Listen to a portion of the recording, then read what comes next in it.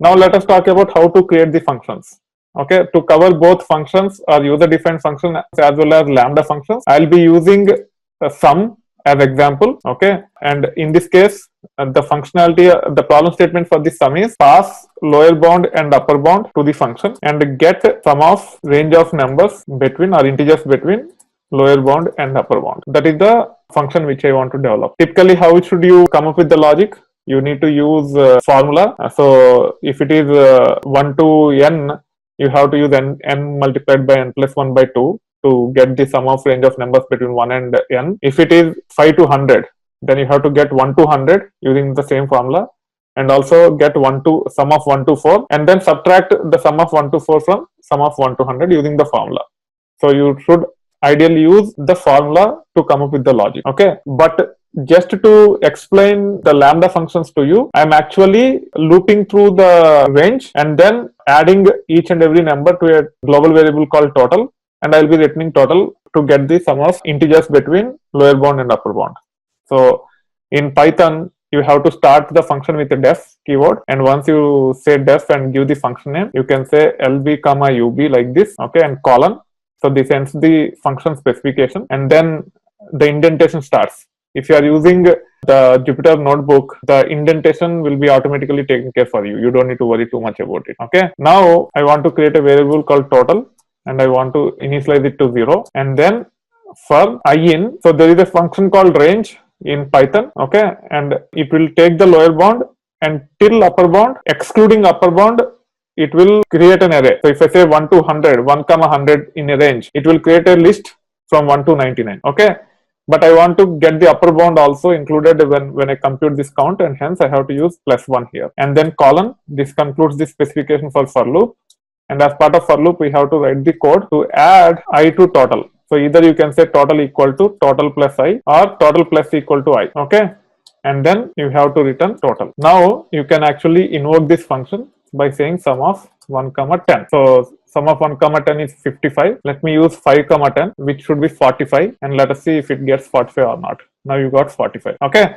Once you create this function like this, and now if you want to get the functionality for squares, sum of squares of integers between lower bound and upper bound, or sum of cubes of integers between lower bound and upper bound, or sum of multiples of 2's of integers between lower bound and upper bound. There are multiple ways to address that problem using conventional approach. Either you can create different function for each of them, or you can pass third argument which will tell what you are supposed to do, whether you have to get just sum of integers between the range, or sum of squares of integers between the range, or sum of cubes of integers between the range, and then you have to use this condition, and somehow you have to implement the code. The negative aspect of that approach, or either of the approaches, are with the first approach where you create a different function every time. Okay, it's not practical. You have to loop through the numbers for each and everything. You are generating redundant code to solve similar problems. With the first approach, the redundant code is the problem. With the second approach, let's say you start with the sum of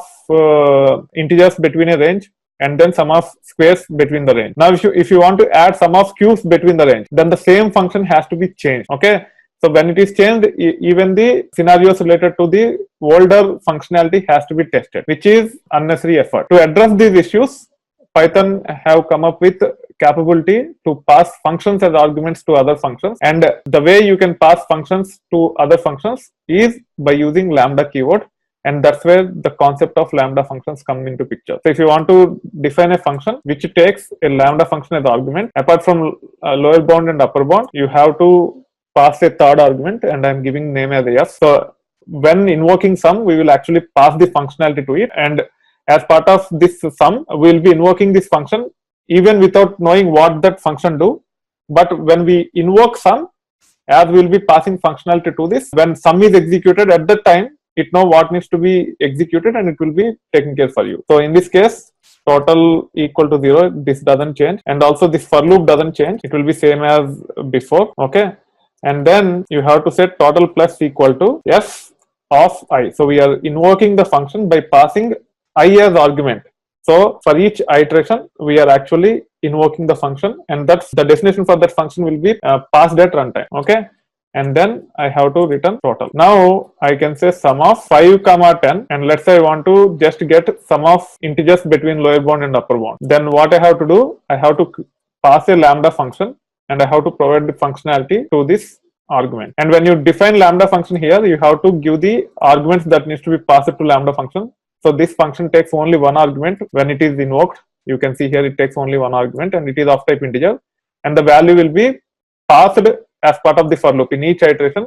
In first iteration it will be 5, in second iteration it will be 6, in third iteration it will be 7, so on and so forth. Okay, so I can say lambda I, and I just want to return I. If I want to compute sum of integers between the lower bound and upper bound, I just have to do like this. On top of lower bound and upper bound, I'm also passing the functionality, and this function will be invoked at runtime for each and every value. And what this function is doing, it is just returning whatever is passed to it. We are not manipulating anything here. We are just returning whatever is passed to this lambda function. So in lambda function, you cannot put the return statement, but whatever is the result of this logic which we have passed within the scope of the lambda function will be returned automatically for you. Okay. Now if I run this, it will return 45. Similarly, if I say sum of 5 comma 10 and I multiplied by I, it will give us sum of squares of numbers. You can see here. And you can also say sum of I multiplied by 2 to get to sum of multiples of 2's of the integers between the range, which is nothing but lower bound and upper bound. Okay. If you want to understand how it works, you can also say print of f of I. Okay.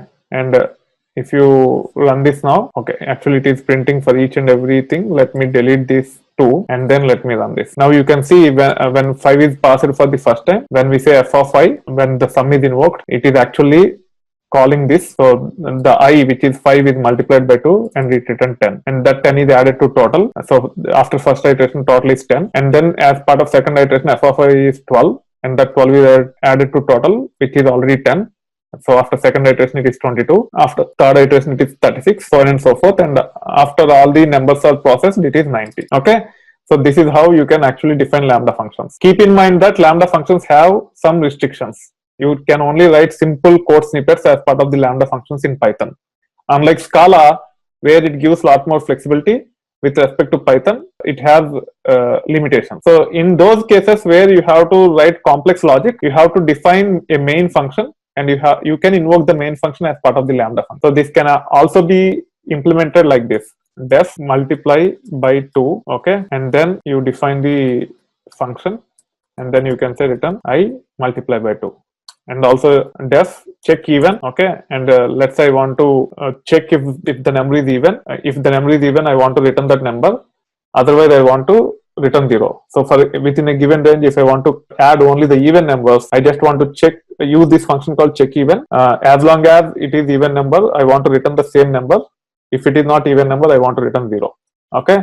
So I can say I, and then I can say return I if I mod 2 equal to 0. So this is ternary operator, else return 0. Okay. So this will be evaluated. So I mod, if I is even, then I will be returned, otherwise 0 will be returned.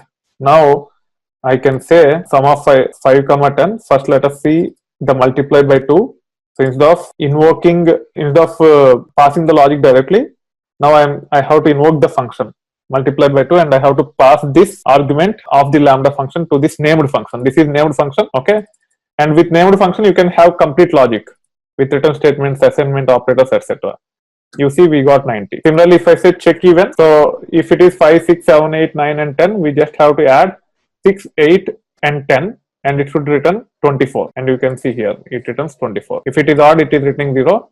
If it is even, it is returning the number itself, and we have 6, 8 and 10 that are added, and we got 24. Okay, so like this you can leverage lambda functions while passing to the higher order functions such as sum. If you have to develop complex logic, you have to use the named function, and that named function can be invoked as part of the lambda function. Very, very important to understand these things.